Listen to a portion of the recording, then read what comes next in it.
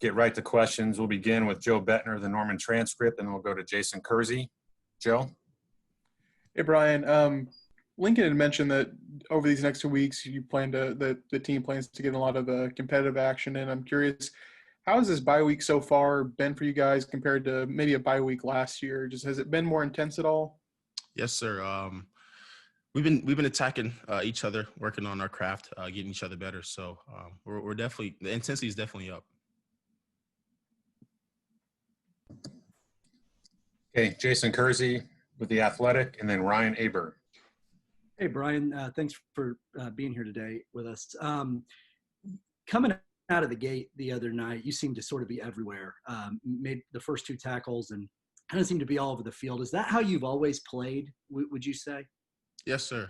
I believe I'm a guy that's going to fly around on each play and, doing my assignment to the best ability and also executing the mission, trying to get that ball. Thank you. Okay, Ryan Aber with the Oklahoman, and then Eric Bailey. Yeah, Brian, I know obviously it was an FCS opponent to open the season and things are going to get a whole lot harder, but what do you take away from that game with the way that the defense played overall? What are the things you feel like are better about this defense and maybe things that y'all need to get better at here in the coming weeks? I believe we've been flying around, doing our job to the best of our ability, but one thing I believe we need to improve on is getting takeaways. That's something that Coach Grinch is stressing. Trying to get 26 takeaways on the year. So I believe that improvement comes from trying to get that ball out. And that's the mission. Appreciate it, Brian. Yes, sir. Appreciate you. Okay, Eric Bailey with the Tulsa World, and then Bob Prisbillo. Hey, Brian. Coach Riley and Coach Grinch have both mentioned Isaiah Thomas as having a really strong start both to camp and in his first game. I know it's a different position group, but what are you seeing out of Isaiah on the defense? He's a phenomenal player. That's a guy that you can line up at 3-tech, defensive end, nose, and he's going to get his job done to the best of his ability. So I commend Isaiah Thomas. He's been doing real well, taking every point, to the fullest and trying to do his job and be a great football player. Thanks, Brian. Yes, sir. Okay, Bob Prisbillo with Sooner Scoop, and then Parker Thune. Yeah, Brian, how would you describe your first 2 years in Norman? Was it about what you thought it would be? Ever get discouraged? Just kind of take us through the process of what the first couple of years have been like with the Sooners. Definitely a learning curve. Watching Buzzy and then K9, my first 2 years was definitely a learning curve. I've learned a lot from those 2 guys. And they've helped me tremendously, to become the player I become now. And then bringing in Coach Odom and Coach Grinch, those are guys that have done a great job of trying to get us to play to the standard, and the standard is elite. So we talk about, being a pro every day, and that's what, that level we're trying to get to, being a pro. So I'm excited for what we have in the future. Okay, Parker Thune with SI Sooners, and then Brandon Drum. Hey, Brian, you're obviously trying to replace 2 guys, one of whom you just mentioned in Kenneth Murray, who's off to the NFL, and then Caleb Kelly, who obviously had the injury. But who do you feel like in the linebacker room has really stepped up in terms of leadership for you guys? I would say Deshaun and I, we've, taken upon us to lead that linebacker room to a very great path. And I believe we've done that job.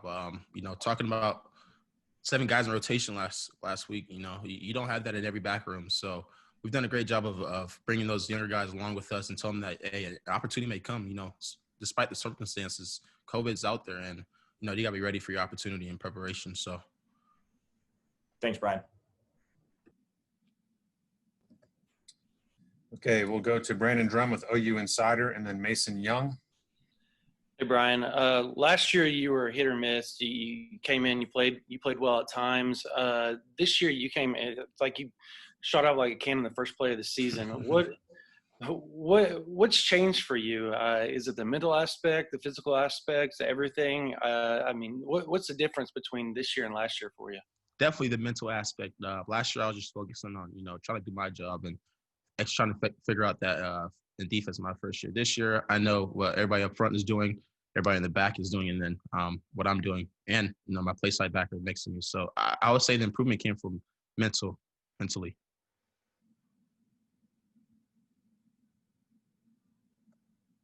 Okay, Mason Young, OU Daily, and then James Hale. Hey, Brian. Like you mentioned, kind of feeling like you and Deshaun have taken over the leadership of your position group. But in particular, watching Deshaun, how have you kind of seen him do that, and how do you think that's impacted the rest of you guys as a group? So after the Caleb Kelly injury, Deshaun was asked to play Mike backer, and that's a step of being a leader. Being asked to play any position to execute your job to the best of your ability. So I believe he became a leader after taking up that role at Mike backer and trying to do his job to the best ability, which he has been doing. You've seen that from what he did in the last game. Averaging those 2 sacks. Thanks, Brian. Yes, sir. Appreciate you. Okay, James Hale with KREF. Hi, Brian. I hope things are going well. Oh, everything's going well. Appreciate you. There you go. Thank you. Defense starts off with a shutout. You start off leading the team in tackles. Things are going pretty well. What's your thoughts on this defense in the second year of Speed D? Like I said, last year was just trying to execute your job, and this year it's more about the mission. So we've handled everything about we know our gaps. We know what our run fits are, everything. So the job this year is trying to get that ball out because we've already experienced, that stress of oh, it's my gap this or it's my gap that. And we kind of have a good idea of where we need to be on each play. So next is just trying to get that ball and lead the country in takeaways. Thanks, Brian. Good luck to you, man. Thank you so much.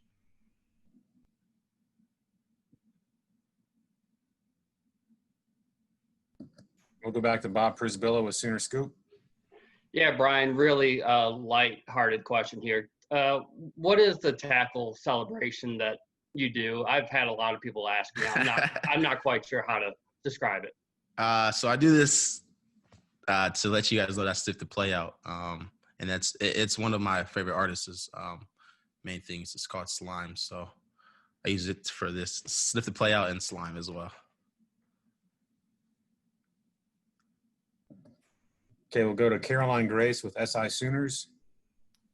Yes, I just want to follow up on Kenneth Murray. You were talking about him earlier. What are some of the biggest takeaways you learned from him? Kenneth Murray, his last season, treated like this. He treated football as like a pro.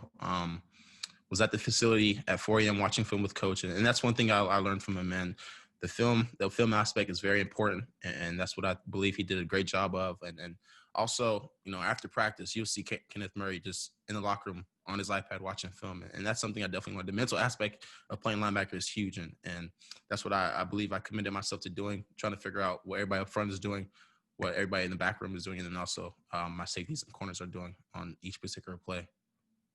Is that something you hope to teach the younger crowd as well? Definitely. Film is definitely important. And we've held a bunch of meetings. Me and Deshaun have held a bunch of meetings just watching film on our own. And that's something that's going to carry on, in the back room. We don't need Coach Odom to watch film because we know what we're doing. And we know what everybody else is doing as well. Thank you.